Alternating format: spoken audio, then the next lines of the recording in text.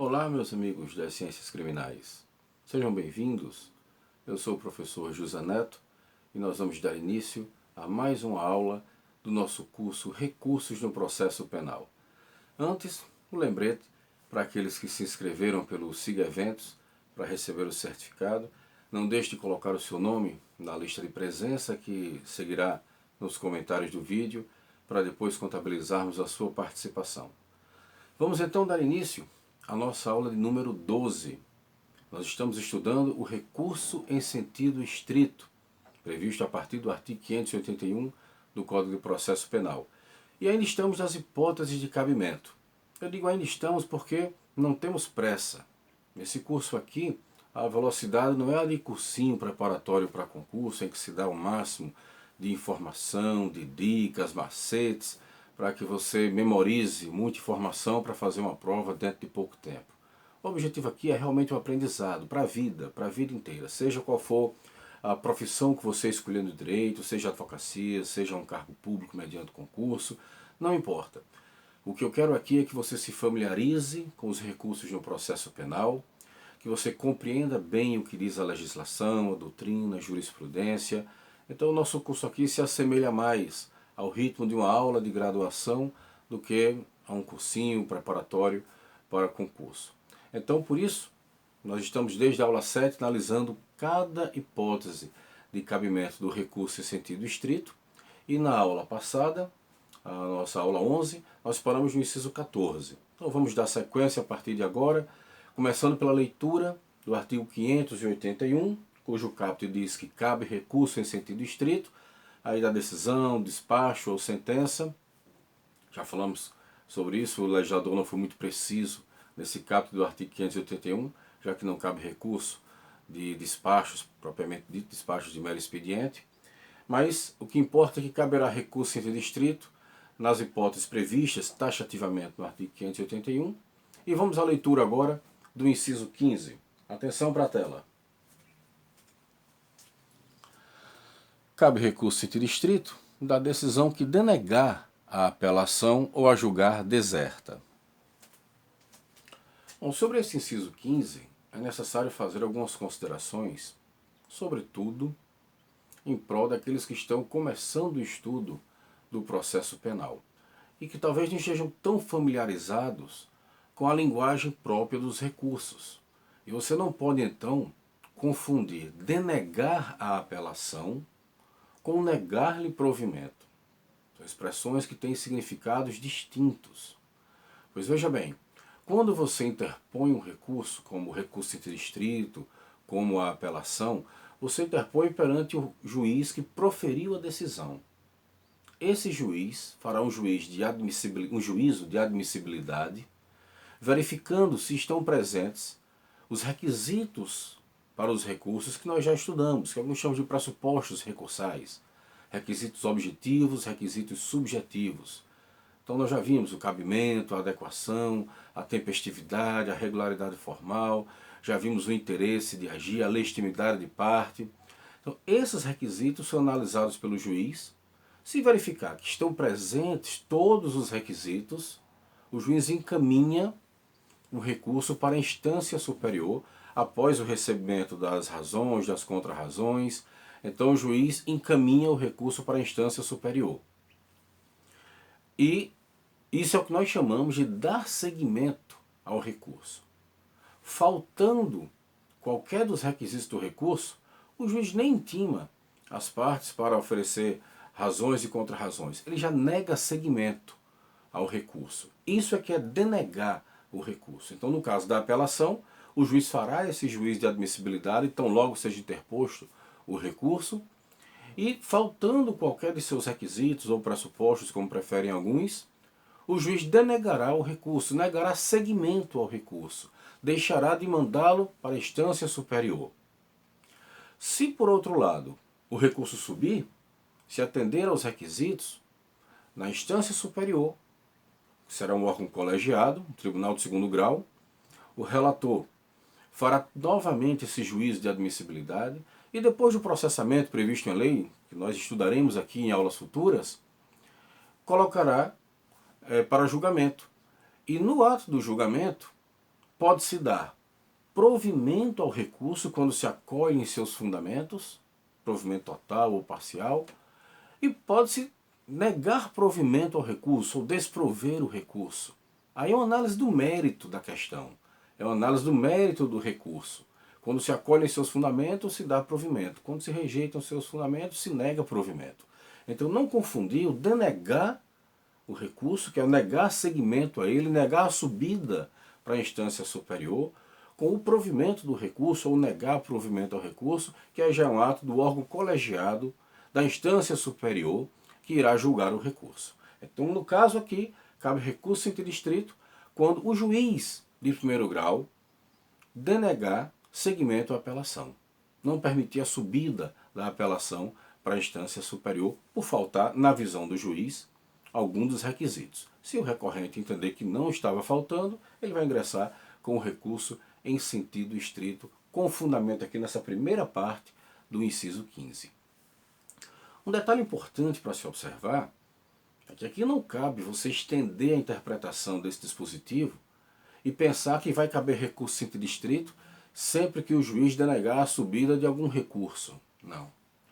Aqui é exclusivo para apelação. Quando o juiz nega seguimento à apelação especificamente, cabe recurso interdistrito para fazer subir esse recurso. Contra essa decisão que negou a subida do recurso, vai caber recurso interdistrito. Em outra oportunidade nós iremos ver qual o recurso cabível quando o juiz negar seguimento a outras espécies de recurso.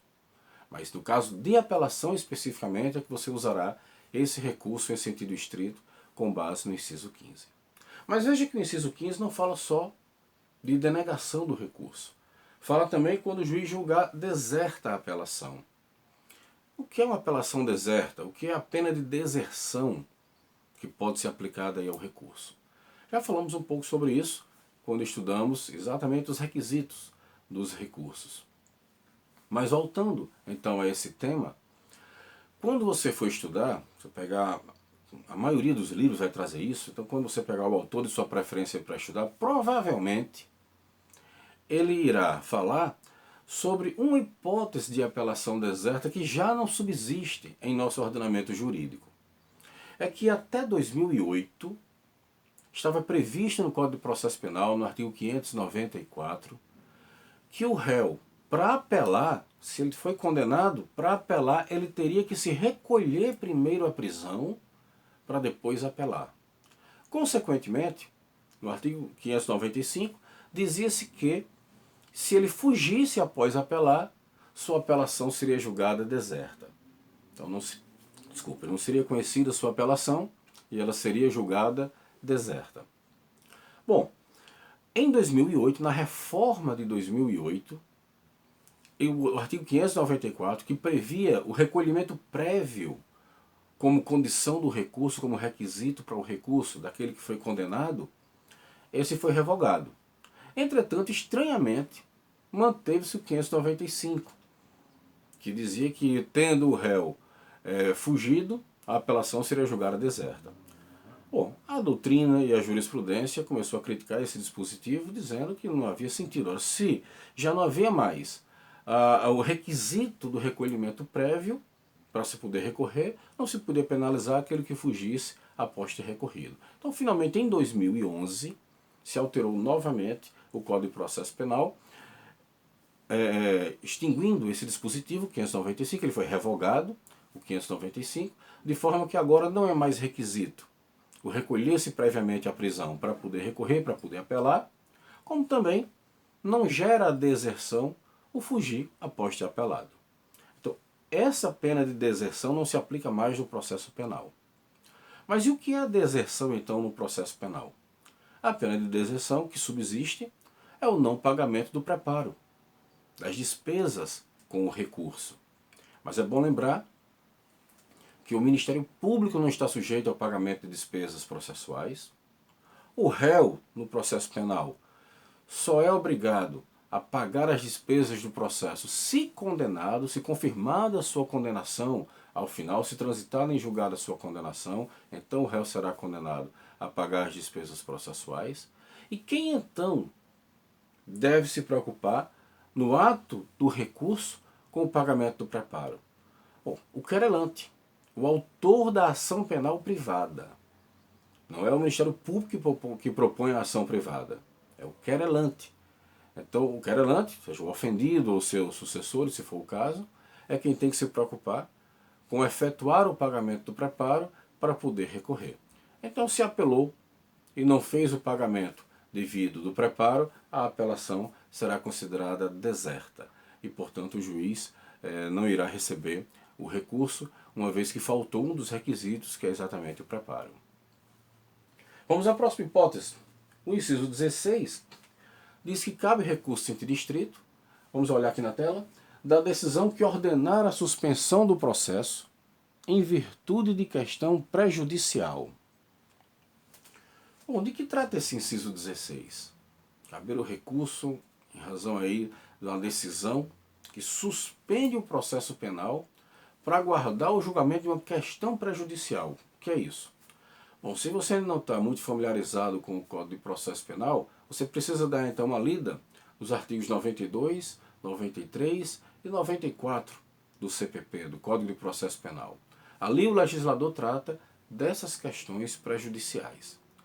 Bom, explicando é o seguinte: às vezes a solução do litígio penal, ou seja, a solução do processo penal, o saber se houve o crime, se não houve, depende de uma questão de natureza extrapenal, de uma questão que não é de direito penal.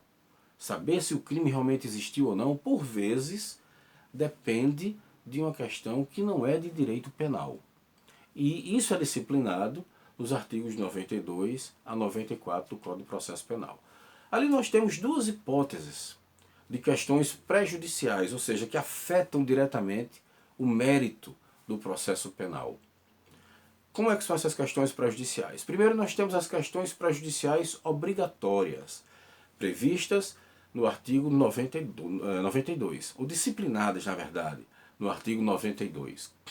Ali diz o seguinte: se a solução da controvérsia, a solução do crime que está sendo analisado naquele momento, depender de uma questão extrapenal que diga respeito ao estado das pessoas, não pode o juiz do processo penal decidir essa questão. Ele vai deixar isso para o juízo civil, vai suspender o curso do processo penal para aguardar o resultado de uma ação civil que discuta essa questão. Não importa se ela está em curso ou não, porque se não estiver, o Ministério Público deve propor uma ação no juízo civil para discutir essa questão, e o juiz só decide o processo penal depois que transitar em julgado a sentença do juízo civil que resolveu essa matéria. O exemplo clássico disso, que você vai encontrar em quase todos os manuais, em quase todos os livros que tratam do tema, é o crime de bigamia. O que é o crime de bigamia previsto no artigo 235 do Código Penal? O crime de bigamia consiste em contrair um casamento quando o anterior ainda é válido. Então, o réu, o agente, ele contrai novo casamento sabendo que o anterior ainda era válido. Isso é que é o crime de bigamia. Então vejam que a questão prejudicial, ou seja, a questão que afeta diretamente o mérito do processo penal, é a validade do casamento anterior. É saber se o casamento anterior, ao tempo do segundo casamento, era válido ou não. E vejam que isso não é uma questão de direito penal. Validade de casamento não é uma questão penal. É uma questão civil, de direito civil. Então cabe ao juiz da vara civil competente decidir se o casamento era válido ou não. Então essa questão tem que ser analisada pelo juízo civil. Não pode o juiz penal decidir sobre a validade do casamento porque diz respeito ao estado das pessoas. A suspensão do processo nesse caso é obrigatória e o juiz aguardará a decisão do juiz civil sobre a validade ou não do casamento, nesse exemplo da bigamia. Decidindo que o primeiro casamento era válido ao tempo do segundo, ocorreu o crime. Decidindo o juiz civil que que o primeiro casamento não era válido ao tempo do segundo, não ocorreu o crime. Então veja como essa questão é fundamental para a solução da lide penal. E aí o juiz tem que suspender o processo penal para aguardar o resultado da ação civil. Então essa questão, ela prejudica o mérito do processo penal, ela afeta diretamente o mérito do processo penal. Agora, o artigo 93 traz a prejudicial facultativa, dizendo que, da mesma forma, quando a solução do processo penal depender de uma questão que não seja de direito penal, mas que também não seja relacionada ao estado das pessoas, o juiz tem a faculdade de suspender ou não o processo penal. Ou seja, se a matéria não diz respeito ao estado das pessoas, ainda que não seja uma matéria penal, mas não diz respeito ao estado das pessoas, o juiz, tendo elementos de prova suficientes no processo penal, decide todas as questões. Agora, se ele não se sente seguro diante dos elementos probatórios que são postos até então, o juiz, havendo uma ação cível discutindo isso, o juiz pode suspender o processo penal para aguardar o resultado dessa ação, lá no juízo cível. O juiz marca um prazo e espera o resultado dela. Se terminar o prazo e não houver a solução lá na esfera civil, o juiz então retoma o curso do processo penal e decide toda a matéria. Então veja que é uma faculdade aí do juiz suspender ou não.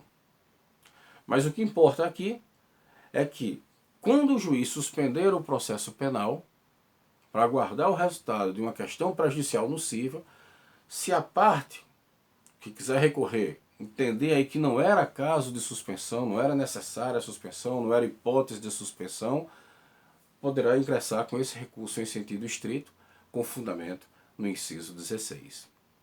Vamos ao próximo. Olha o inciso 17.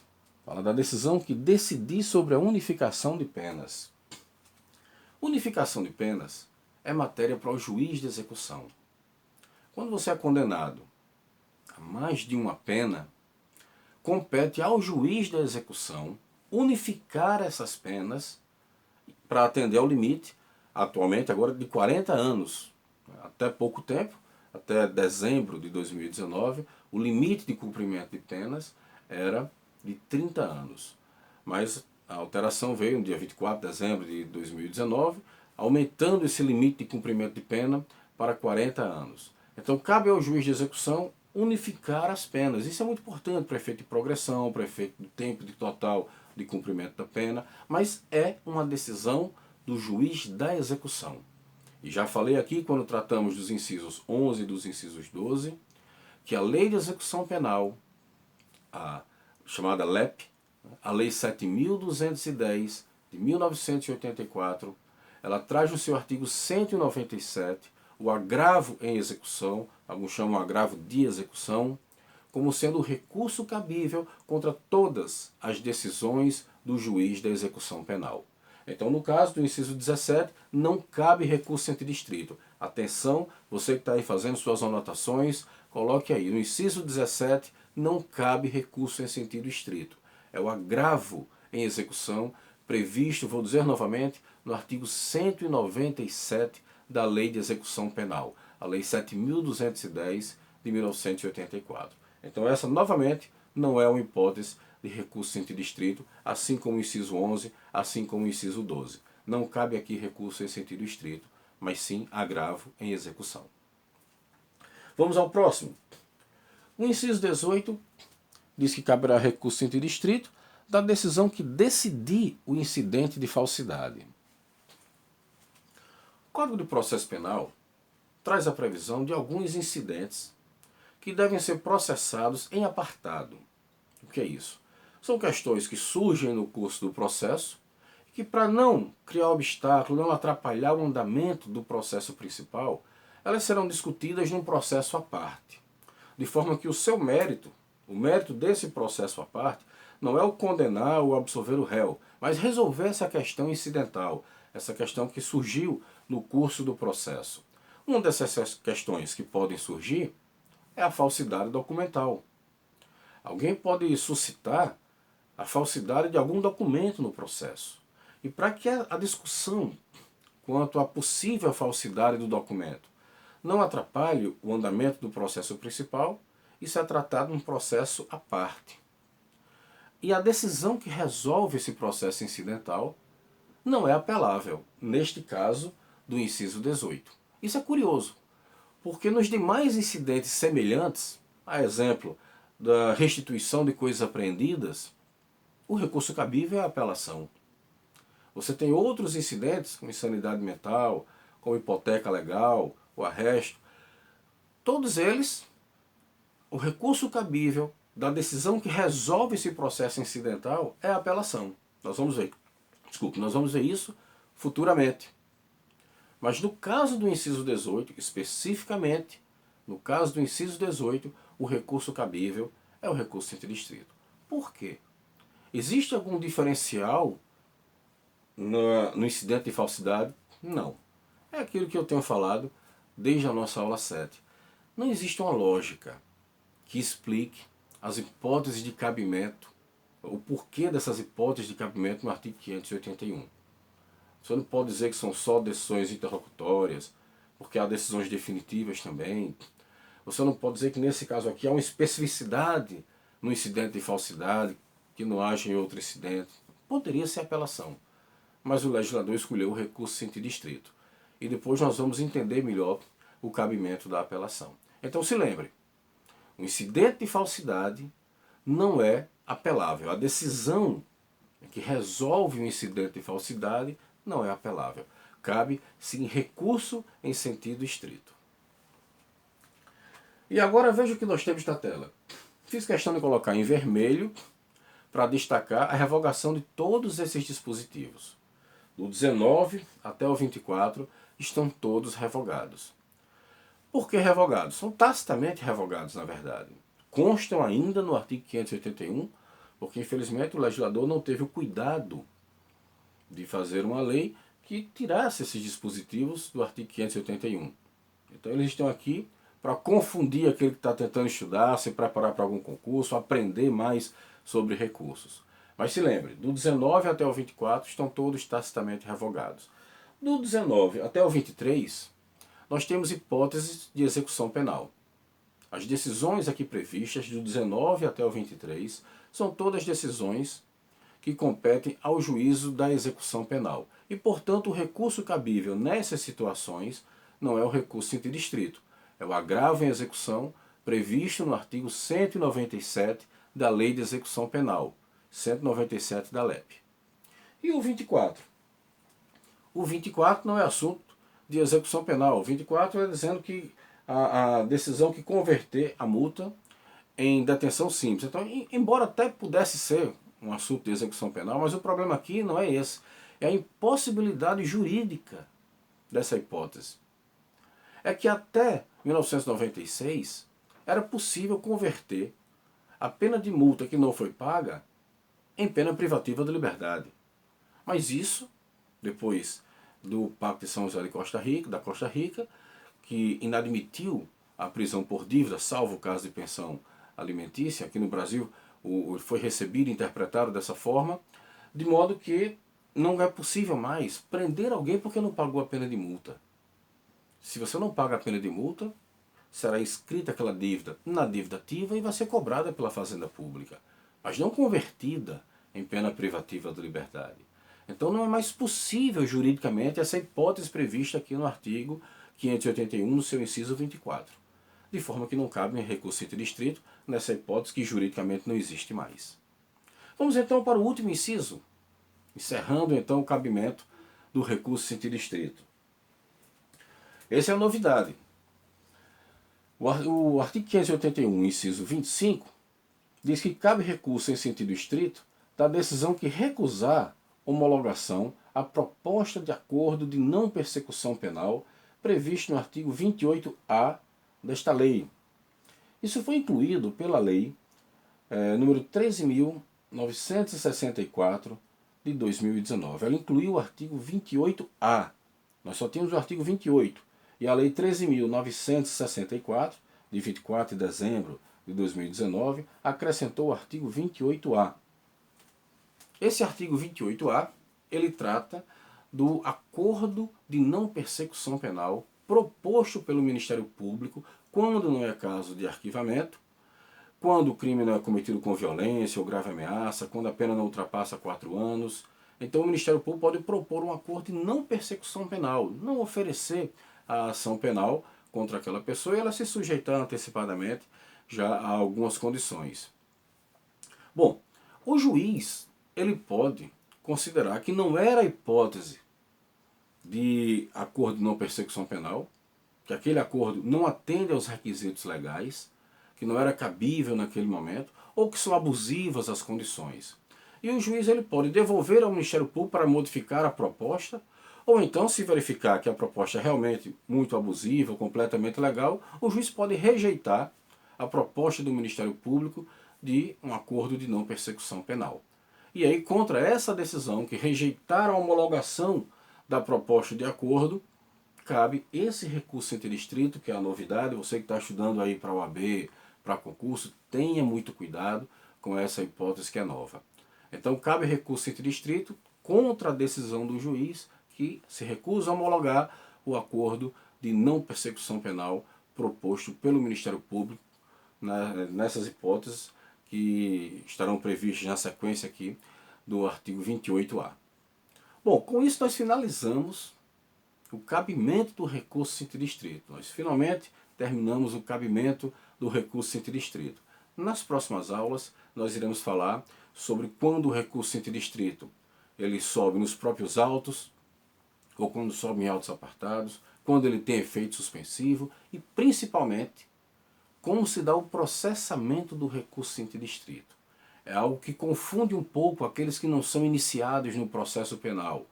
Eu já vi até alguns profissionais que se aventuram na seara criminal se confundirem um pouco com essa forma diferenciada de processamento do recurso interdistrito. Mas vamos deixar isso para a próxima aula. Nós iremos comentar a respeito desse processamento, a respeito dessa subida nos próprios autos ou não, do efeito do recurso interdistrito. Aguardo vocês na próxima aula. Muito obrigado.